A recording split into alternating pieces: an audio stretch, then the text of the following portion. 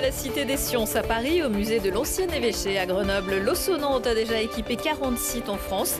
Ces bornes qui permettent de faire passer le son par les coudes invitent à une expérience émotionnelle pour une écoute différente. Le rire, sans doute la plus belle des émotions, c'est toute la semaine au Festival international du film de comédie de l'Alpe d'Huez. Certains fans sont prêts à faire des centaines de kilomètres pour venir rencontrer ceux qui leur offrent ces émotions sur le grand et aussi le petit écran. Et puis après la Convention citoyenne pour le climat, Grenoble-Alpes Métropole lance la pétition citoyenne pour que les citoyens puissent proposer l'ouverture de débats au Conseil métropolitain. Le vice-président de la métro, Pascal Clouer, nous expliquera tout ça dans quelques minutes. Bonsoir à tous, bienvenue dans ce JT du mercredi 17 janvier 2024, du lundi au vendredi à partir de 18h, l'essentiel de l'actualité du Grand Grenoble. Un homme de 54 ans qui vivait seul est décédé la nuit dernière à Alvar, intoxiqué au monoxyde de carbone émis par la chaudière collective. Une enquête pour homicide involontaire a été ouverte. Ce sont les habitants de cette maison de 2 étages qui ont donné l'alerte. Un secours sur lequel une cinquantaine de sapeurs-pompiers ont été engagés. 12 résidents légèrement blessés ont été conduits dans les hôpitaux de Chambéry et Grenoble. Chaque année en France, le monoxyde de carbone provoque plus de 1300 intoxications, dont une centaine s'avère mortelle. Sciences Po Grenoble et Auvergne-Rhône-Alpes se rabibochent. Il y a 2 ans, le président de la région avait suspendu les financements à l'Institut après la suspension d'un professeur accusé d'islamophobie. Laurent Wauquiez parlait de dérive idéologique et communautariste et la direction de l'IEP de pointer une décision motivée par un motif politique. Finalement, les 2 entités ont signé mardi un contrat d'engagement républicain qui permet le versement d'aides régionales, un geste d'apaisement qui va surtout permettre de rétablir les bourses à la mobilité internationale des étudiants de l'IEP. Vous pensiez que vos oreilles étaient vos meilleurs atouts pour écouter des sons. Eh bien, grâce à une société grenobloise, ce ne sont pas les seuls. Vos coudes ont aussi leur rôle à jouer. L'Ossonante est spécialiste de la solution d'audio par conduction osseuse. Un dispositif qui a déjà séduit de nombreux lieux d'exposition et de loisirs. Camille Avon.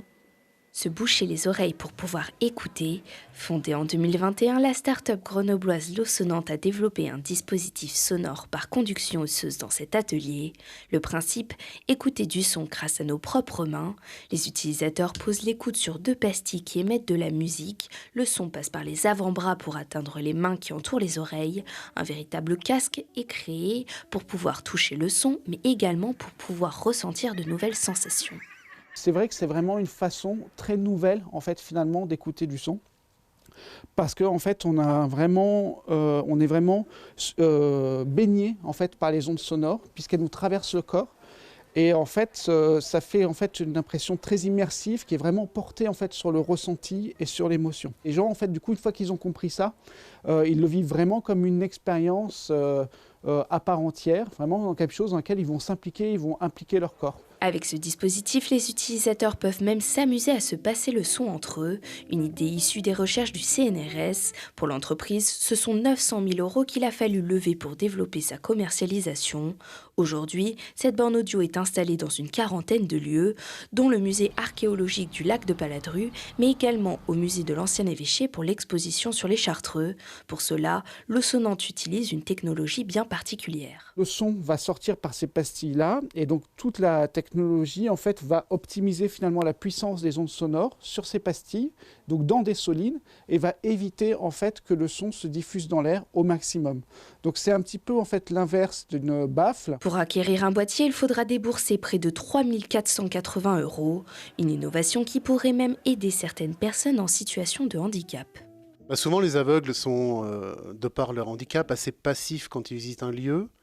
Là, avec l'Ossonante, il y a tout un jeu finalement de toucher pour aller se positionner, donc il y a une activité. Et pour les malentendants, ça permet en fait de contourner certains handicaps, alors pas tous, mais les handicaps liés au fonctionnement de l'oreille externe, puisque là, on va directement à l'oreille interne. L'entreprise a déjà remporté plusieurs prix, dont celui du coup de cœur du jury au Salon international des musées en 2020 et le prix de l'innovation au Salon des maires en 2018. Et les Lossonantes espèrent pouvoir équiper environ 500 sites d'ici 5 ans. Accessible également le Festival international du film de comédie de l'Alpe d'Huez qui se déroule toute la semaine. Ici, les séances sont gratuites et ouvertes à tous. Une des clés du succès de ce rendez-vous depuis 27 ans. Coïncidence, je ne crois pas. 27, c'est aussi l'âge de Lucille Dailly et Lina Badreddine que l'on retrouve au Palais des Festivals. Le Festival du film de comédie de l'Alpe d'Huez, c'est l'un des temps cinématographiques les plus accessibles. Regardez là-bas, il y a Kev Adams. On va essayer d'aller l'interviewer.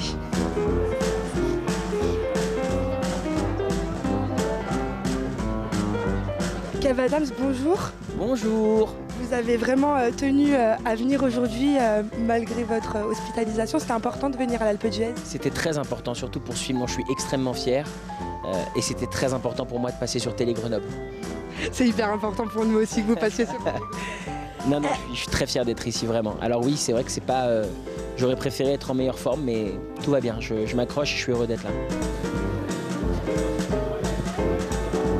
Il a exactement l'âge de mon fils, en fait. C'est dingue. Oui. Eh oui. J'ai le même âge que tu pourrais être ma mère. Donc on n'aurait jamais dû coucher ensemble. Il y a une grande proximité des journalistes avec les invités du festival. Benoît, ils sont accessibles, hein, les invités du festival?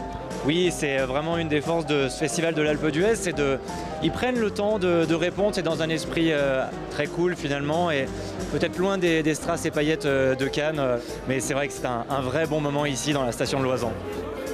Alors, ils sont accessibles, les artistes? Oui, mais c'est dommage, ils partent un peu trop vite, hein, mais ça va. Pour les selfies, ils se laissent faire. Ils se laissent faire.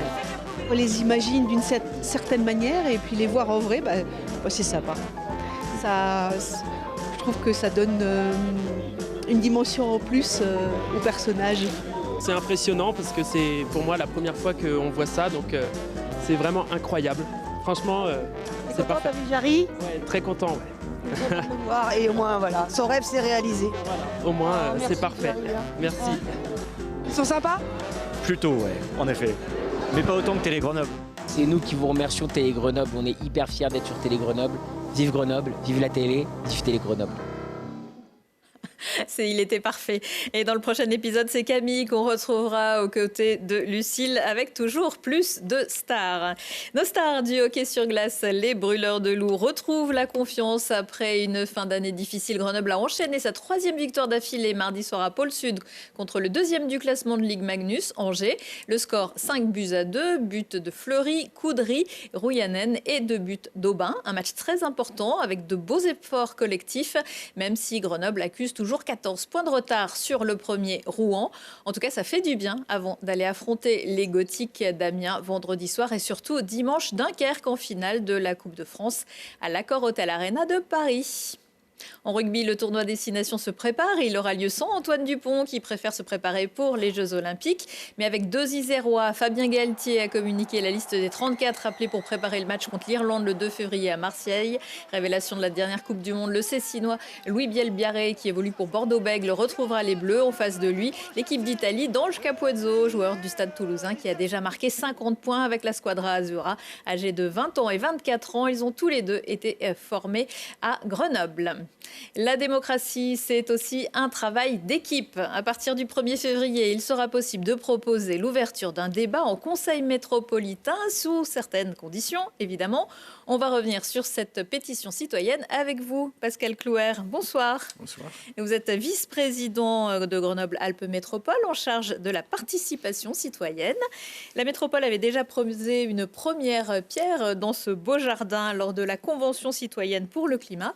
Et ça s'était plutôt bien passé. Oui, c'est sans doute pour moi une des expériences politiques les plus importantes, en tout cas, qui a marqué ce mandat, puisqu'en fait, on a 100 citoyens, citoyennes, très représentatifs du territoire, qui ont pu discuter, échanger avec des scientifiques du territoire, mais des scientifiques qui venaient de la France entière, avec des entreprises, et qui ont ensuite élaboré des propositions qui ont été votées pratiquement toutes par le Conseil métropolitain.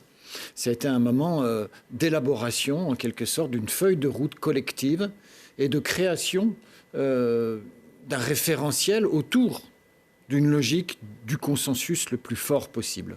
Est-ce qu'il va y avoir une suite à cette convention citoyenne? Alors, il y a plusieurs suites. Déjà, il va y avoir dans quelques semaines en Conseil métropolitain le vote du budget 2024, un vote du budget qui sera teinté Convention citoyenne pour le climat, puisque les mesures qui ont été votées l'an dernier ont commencé à être mises en œuvre par la métropole et se traduisent concrètement par des budgets qui seront discutés, débattus, votés au cours du vote du budget primitif. Et puis le deuxième grande leçon de la Convention citoyenne, ça a été de lancer, ça sera de lancer à partir du mois de mars, ce qu'on a appelé peut-être, le nom changera, mais les grands débats citoyens sur toute la métropole, avec cette année un thème qui a été choisi par l'exécutif métropolitain, qui sera celui de l'alimentation et de l'agriculture. Comment, en quelque sorte, mieux produire, mieux acheter, mieux manger, mieux cuisiner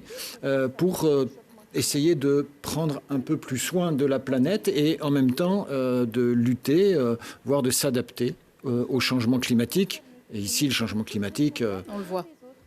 Il est sous nos yeux. Alors, les citoyens s'expriment dans les urnes lors des élections. Ils s'expriment aussi parfois dans la rue. Pourquoi faire cette proposition de s'exprimer en dehors de ces périodes d'élections?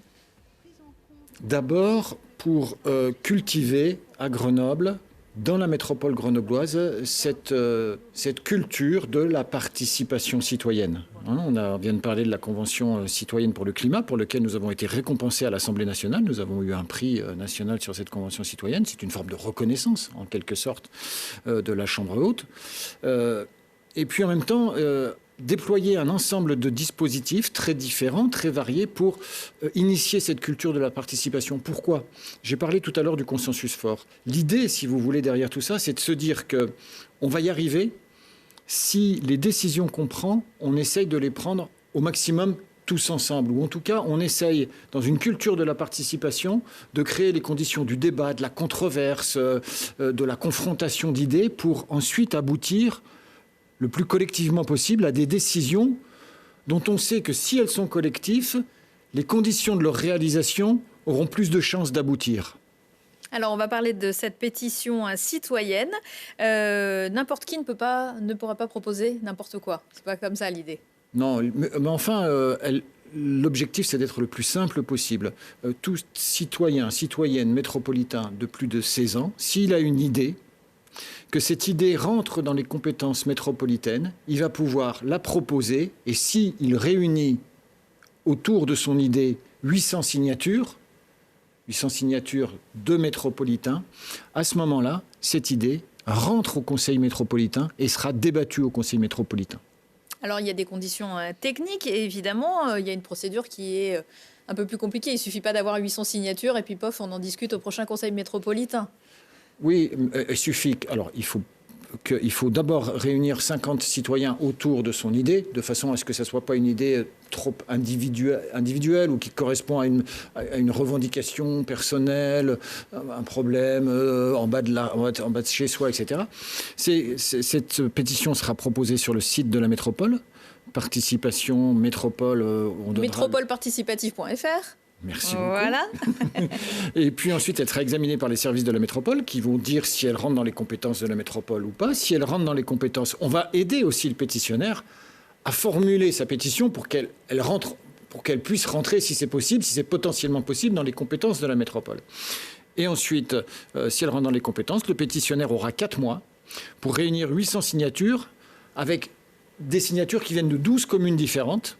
Et puis, on va essayer de faire en sorte, pour respecter l'équilibre du poids démographique de chacune des communes, qu'il n'y ait pas plus d'une commune, dans ces 12 communes, qui représente un tiers des 800 signatures. Est-ce que vous allez l'aider, le pétitionnaire, à faire connaître sa pétition? Bien sûr. Sur 49 communes, on va déjà l'aider, pas tous les habitants. L'aider techniquement. On aura un site internet qui va relayer la pétition, les outils de communication de la métropole, les réseaux sociaux, qui relayeront évidemment la pétition. Et puis j'insiste sur les seuils. 800 signatures de citoyennes ou citoyens métropolitains de plus de 16 ans sur une métropole qui représente pratiquement 500 000 habitants. Autrement dit, on est sur des seuils qui sont plutôt bas, assez facilement atteignables à partir du moment où le sujet et d'intérêt métropolitain. La ville de Grenoble propose aussi une interpellation citoyenne. Il y a assez peu de propositions finalement et des sujets, vous le disiez, souvent très très locaux dans son petit quartier. On a constaté aussi que la participation au budget participatif était aussi à la baisse. Est-ce que vous pensez que les citoyens ont encore la motivation pour faire ces propositions ? Je pense que tout ça dépend des dispositifs qu'on met en place et de la façon dont ces dispositifs sont mis en place. Vous savez que la pétition citoyenne qui continue à vivre, qui a été modifiée, prolongée, etc., je l'avais mis en place à la ville de Grenoble dans l'ancien mandat. Aujourd'hui, nous sommes la première métropole de France, en avant-garde en quelque sorte, à mettre en place ce type de dispositif. On ne sait pas si ça va marcher, si ça ne va pas marcher. A priori, l'hypothèse qu'on fait, c'est que, étant donné que les seuils sont relativement bas, on se donne toutes les chances pour que ça fonctionne. Mais on a aussi un comité de suivi qui va tenir compte assez rapidement, dans 6 mois, 8 mois, on verra où ça en est. Et on s'est donné, avec le président, avec l'exécutif métropolitain, la possibilité de modifier les conditions qui permettent d'aller jusqu'au conseil métropolitain pour poser le débat en conseil métropolitain. Je rappelle qu'il y a un deuxième seuil qui est de 1500 signatures. Si on dépasse 800 et qu'on va jusqu'à 1500, à ce moment-là, la métropole réunit un panel de 30 personnes tirées au sort qui vont travailler le sujet en question et qui va faire des propositions qui pourront aller jusqu'à éventuellement des propositions de délibération. Et ça sera au conseil métropolitain de voir si il prend tout ou partie de ces délibérations. On est dans une logique qui est très proche de celle de la Convention citoyenne pour le climat. Merci beaucoup Pascal Clouer. On suivra évidemment tout ça avec beaucoup d'attention. Merci. Quelques idées de sortie pour terminer avec à la MC2 de Grenoble du 17 au 19 janvier. Whiteout qui en alpinisme évoque le blanc sans fin des hauteurs liées aux mauvaises conditions météorologiques. Parce que oui, ici il est question de ski, de baudrier, de mousqueton, mais aussi de boule à facettes. Une ascension psychologique et physique qui révèle un spectacle au sommet fusionnant entre danse, cirque et alpinisme. La basse-cour de son côté accueille l'humoriste Tarek pour son seul en scène baptisé Vérité, dans lequel il se livre sur sa vie de père célibataire divorcé. Naviguant entre anecdotes hilarantes et réflexions profondes, l'artiste repéré par Jamel Debbouze, qui lui fait intégrer le Comedy Club, est un adepte de l'improvisation et transforme donc chaque représentation en spectacle unique. Et c'est la fin de ce JT. Merci de nous avoir suivis. Retour de l'actu dans 1 heure et en replay sur télégrenoble.net. Excellente soirée à tous.